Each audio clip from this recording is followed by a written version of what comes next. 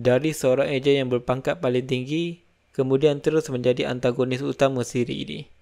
Betul lah ada orang cakap, sama ada awak mati sebagai hero atau awak nampak diri awak sebagai seorang penjahat. Ejen Jin atau korang kenal sebagai Iron Man kepala hitam ni mula muncul pada episod 12 musim 1, di mana safe house diceroboh oleh geng 123 ni. Dan datang beruk ni. Jadi benda pertama yang kita tahu tentang Jin atau Uno ini adalah dia merupakan mentor kepada Rizwan dan juga ketua teras kepada Invizo. Masa saya dengar tu saya terus fikir, mampuslah diorang. Sebab masa ni kita dah tahu yang ketua bagi setiap teras merupakan ejen yang paling hebat dalam mata. Dalam musim 1 kita cuma tahu yang dia diisytiharkan KIA dan dia claim dia telah dibelot oleh ketua teras yang lain. Dan dia nak dapatkan Iris untuk hapuskan ketua teras yang lain dan mata sekali mungkin. Lepas tu Jin ni dia memang hebat dah. Selamba dia main tepuk amai-amai dengan Rizwan. Memang patut pun digelar ketua teras. Tapi persoalan sekarang, adakah dia memang dibelot? Dan kalau betul, kenapa dia dibelot? Semuanya berpunca dari satu benda saja, Iris. Oh, sebelum tu saya nak jelaskan yang bagi saya latar belakang watak dalam cerita Ejen Ali ni, ia tak berapa jelas. Tapi ia agak menarik untuk dibincangkan. Jadi pendapat yang saya bagi ni mungkin salah dan kalau korang rajin bolehlah kongsikan pendapat korang dekat komen.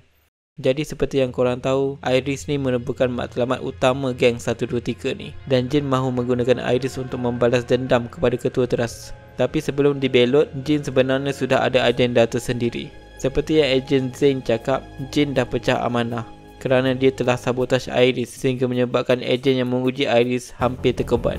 Pada mulanya Iris ni digunakan untuk menaik taraf ejen mata sahaja, tapi Jin dah buatkan Iris sampai boleh akses mainframe Cyberraya. Sebab apa dia buat macam tu? Sebab bagi Jin, Cyberraya hanya mampu dilindungi daripada ancaman musuh sekiranya ianya dikawal sepenuhnya. Kalau saya bagi analogi, mungkin macam mak ayah yang selalu kawal anak-anak diorang sebab tak nak anak-anak diorang disakiti oleh dunia. Jadi Zain rasa Jin ni dah melampau.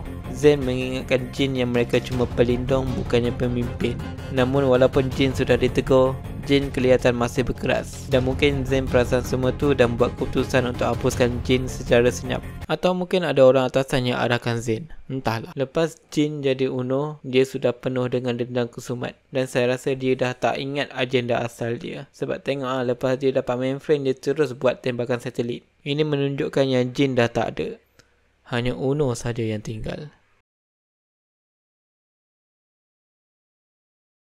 Okey, jadi apa masalah Jin ni sebenarnya? Ini teori dan spekulasi saya saja dan saya rasa Jin ni dia dah penat nak berjuang untuk Datuk Othman. Kerana seperti yang kita tahu, Datuk Othman ni merupakan watak yang paling diminati oleh seluruh peminat Ejen Ali. Disekalikan pula dengan ancaman yang datang dari luar. Ancaman dari luar ni setakat ni hanya disebut dan tak pernah lagi diperkenalkan dalam siri ini. Nak cakap pinggiran tu ancaman luar tak adalah luar sangat dok. Dan macam yang Jin cakap, setiap kali ada penemuan baru mesti akan ada ancaman yang lagi dahsyat. Dan seperti yang korang tahu, Datuk Othman ni dia memang agak gila kemajuan lah. Mesti dia nak cari penemuan baru.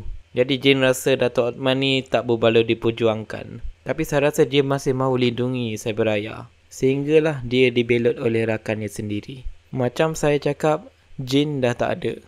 Yang tinggal hanya Uno yang telah ditelan dendam kesumat sehingga menyebabkan Zain dan dirinya sendiri terkorban.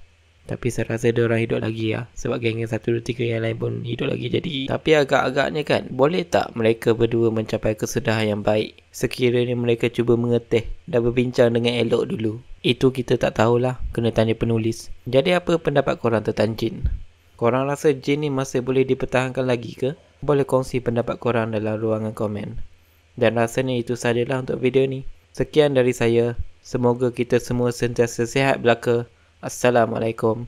Zif out.